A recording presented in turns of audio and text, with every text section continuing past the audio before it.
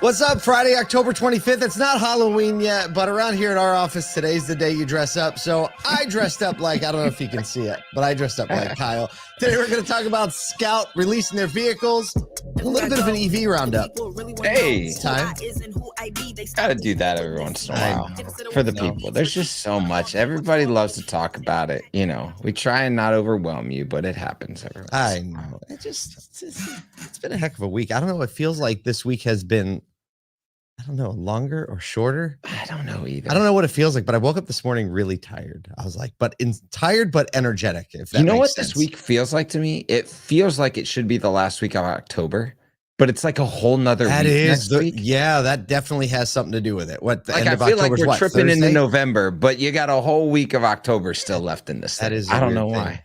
That is a weird thing. I don't know. I'm in a suit today. Days time. You know, You're in a suit. When I was dressing up this morning, I was kind of like, this is what Ben Stock feels like every day. Every day. It's kind of cool. Like I think if I had to wear a suit, if you're into day, that like neck choke thing, I would. I would need like a flex suit so you can do the old thing. But I think it would be cool if like you had dry cleaning service and every day you had like a super crisp pressed shirt and suit and you put on, because that does, like, you know, this is I wear like them, a little and Men I in dry Black clean them and I closet, put them away. Right. Yeah. Yes. Yeah. 10 white shirts, 10 suits, all pressed. Yes. Just dialed in. Still wearing sneakers though. It's kind of like our jeans and black t-shirts. Pretty much exactly the same. Pretty much that's what it's like. Hey, we got a couple of great things coming up. Next week we are going to be on the ground shooting More Than Cars episode 5. It's the first one of season 2 at Roarman in Indiana. So we're all excited about that. We're gonna have the whole crew, the production crew from Nashville, Kyle, Nathan, JC, Al, like everybody's going to be on site, and we're going to just dig into this dealership group. That's so great. Yeah. However, More Than Cars episode 4 is releasing in just a couple weeks from now. Down. On November 13th.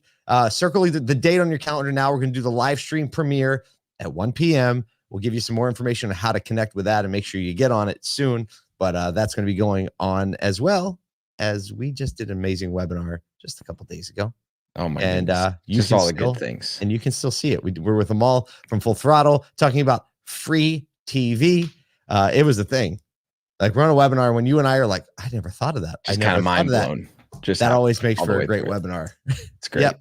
Paul and Atai, Doug in the comments. Paul and Atai is hell freezing over. We do it twice a year, and yeah, it happens. No, it's not Paul. Did you not read my name tag, Doug? It's Kyle. Let's get this right.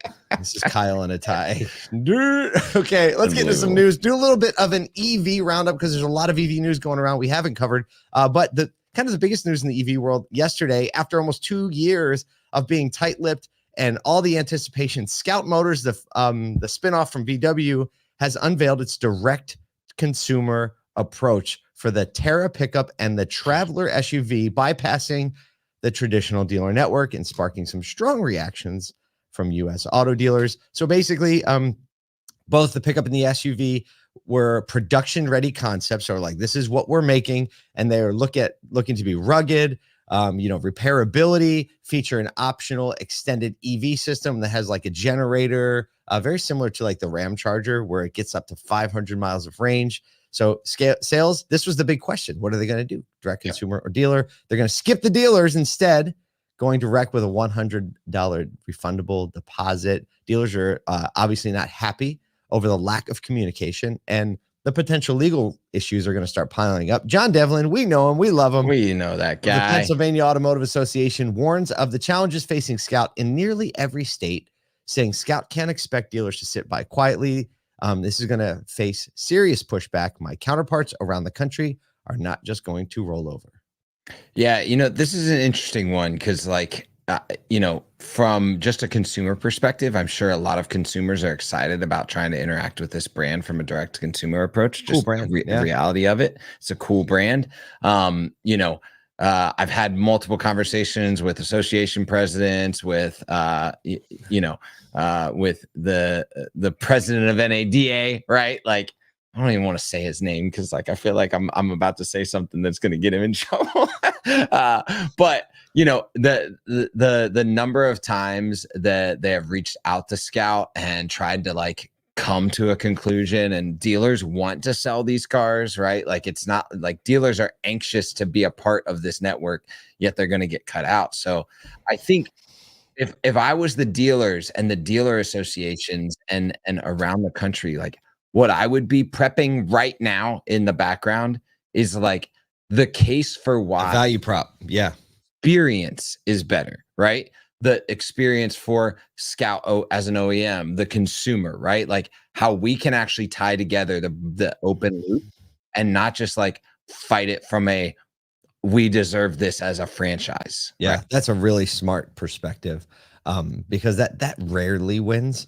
The consumers generally might not understand the full complexity of the situation. It's very easy that this could be seen as like dealers just being greedy, but this is really based on the fact that Volkswagen dealers specifically invest millions and millions of dollars into the Volkswagen brand to sell Volkswagens, therefore feel like they have a kind of a right to sell the products that Volkswagen makes. I mean, that's a very fair assumption. And then Volkswagen spun off this to kind of like have a little tributary around the side, and VW dealers argue like, wait a minute, our dollars went to the company that funded this tributary, so we should have the ability to sell their products. So that's kind of the complexity of it. It's not just them saying no one can do this. It's a little bit different. As far as the cars go, they look really cool. Actually, the front of it reminds me of like an old Bronco. Yeah, well, it is. It's like a mix up between. I think it's like a mashup of a few cars. The OG, yeah. But I mean, if that's production ready, that's a sharp looking truck. Sharp looking truck. Man, I know it. Unbelievable. I know it. I want one. Speaking of wanting one, stop. Hey, it's a good one. That's a good one. That's a good segue. Ford CEO Jim Farley recently shared some insights from driving. Do you know how to say this company's names?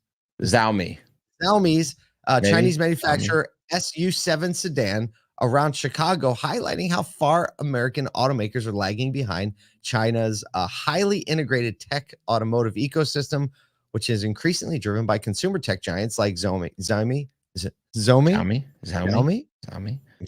I don't know. And Huawei. Farley praised the SUV, calling it quote fantastic, and noting their ability to sell tens of thousands of units per month with wait lists as long as 6 months. Well, in China, brands like Xiaomi and Nathan put these in the notes just so I had to say them 100 times. X and H. Xiaomi and Huawei seamlessly integrate their operating systems across vehicles and consumer electronics. We've been talking about this, offering an experience that you just can't duplicate in the Western brands. So Farley said, quote, in the West, our cell phone companies aren't in the cars. In China, they are inside every single vehicle. His epiphany has pushed Ford to rethink its approach, with the CEO emphasizing, quote, we're not going to miss this one. We're going to have to get it right from scratch. It's a little late for that, but okay. I have a challenge on our cell phone companies aren't into cars. Like, I feel like they're all trying to get into cars, and they want to win with cars, and they want great collaboration. Maybe I'm wrong at the C-suite level. I could be completely wrong, but my guess is actually that's what they want. This has been like, there have been many pundits and many experts saying, like, watch out. These manufacturers are going fast and far. They are integrating technology. They're thinking about this as a phone on wheels, or thinking about the technology as a consumer experience. And the fact that now Jim is on a podcast talking about it, he's been driving this car around, like, saying that he doesn't want to give it back to the segue, saying he doesn't want to give back. I think it's a super smart thing for any CEO to do, is drive or use a competitor's product for an extended period of time. And look, I like the pressure, because we all want to just get in the car and have it connect and have it be integrated. That's all I want. Have it work. And if they can do it, we can do it. I'm thinking of a segue right now. This is a little part of the EV update, so we got a little extra story in there. So in the past, Elon Musk has assured people that they did not want to make profits from their service and supercharger network, but their latest earnings show that they've had a notable surge in profits from service and supercharging. In their 2020 Q3 results, Tesla's in the category service and others profits grew from $250 million, up 90% year over year. Now a significant chunk Like it's over a quarter of their $800 million annual gross profit. Wow. So supercharging, service centers, part sales drove the growth. Initially, Musk said, I don't think it's good to make a profit off service, saying, quote, the best service is no service. Yeah, I mean, cool. If you believed that there was a profit center available and Elon wasn't going to take part in it, you're crazy. Also, just the fact that from the supercharger network, and I don't know how much of that 250 million, I didn't look deeply into this, is from the supercharger network. But now that you've got all these other vehicles able to plug in to that spec, right? Mm-hmm. Like, why not take advantage of other OEMs, allowing their vehicles to park in your spec? That's true. That's a great point, right? Initially, the revenue was factored in from Tesla vehicles only, probably when they initially talked about it. And now that you have all these other, do non-Teslas pay more to charge at a supercharger? No clue. I think they do actually. They probably do. I think I would do that if I was Tesla. I also think initially, like Tesla is thinking like we're gonna make these cars. They're gonna be they're not gonna break down very often. But like it's a machine. It breaks. Well, but okay. Again, what percentage of that is service centers and what percentage of that is parts, right? Because like collisions. I know a few people that are in the collision business that are like, yo, these parts are expensive and you can only get them from proprietary one place. Yeah. All right. Speaking of getting things that look like they came from one place. Stop. Segue. Time. In a little aside from another story that we ran, once a wide spectrum of vivid hues, the color choice for America's cars have dwindled over the past 2 decades, influenced by economic shifts and specifically cultural trends. In 2005, over half of cars featured bold colors beyond black, white, silver, or gray. Now, less than 20% are outside of that color spectrum. Vibrant hues are increasingly reserved for things like luxury models. 12% of Chevys come in color compared to 44% in Lamborghinis, because everybody wants a green Lamborghini, right? Green or the red one. Right? Yeah, red Ferrari. Apple shifted to sleek minimalistic design in 2003, popularized monochromatic aesthetics that spread into the auto industry. Obviously, Apple is a driver of, everybody's perception of brand style. Yeah. And then also a lot of cost-cutting measures have led to this. Ivan Drury also pointed to production, saying simplifying the production process is always going to be a winner. So less paint, higher volume. All right, more money. What color? You have 2 cars in your family. What colors are they? Gray and silver. I have a black and a white. There you go. And Glenn Lundy started an independent lot, 800% elite auto sales, and he said we're only going to sell cars that are black, white, or some shade of gray. I was like, he is nuts.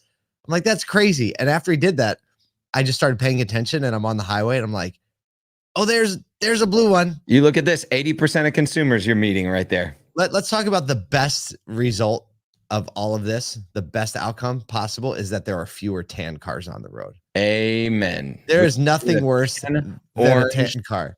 And then the purple car, like the purple PT Cruiser. I mean, please. Can you imagine just being, and this happens all over the country and has happened forever over the years. You got some salesmen back in the day, all the salesmen used to smoke.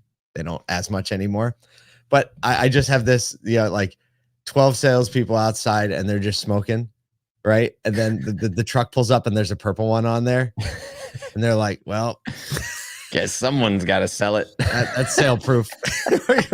I literally was there once when the guy's like, well, that one's sale proof. And the manager, that's right. The manager was right there. And he's like, come on, you got to be more positive. He's like, I couldn't be more positive. That is absolutely not going to sell. I was still selling Mazdas when the Mazda 2 is the last year the Mazda 2 was out. And there was this like bright green Mazda 2. Dude, those things never sold. It was like you got to, I don't know, someone had to trip and fall into that one. Pete Kelso chimes in on the live stream. My wife had a purple PT when I met her. Just saying. Look, I don't know if that says something about you or your wife, Pete Kelso, but we'll leave it. We'll leave it right there. But the old dealer adage, if you know, you know, there's a fill in the blank for every seat. And there is. Look, we hope you have an amazing Friday. If you're selling on the weekend, take care of some customers. If you're refreshing, do great refreshing. We'll see you Monday.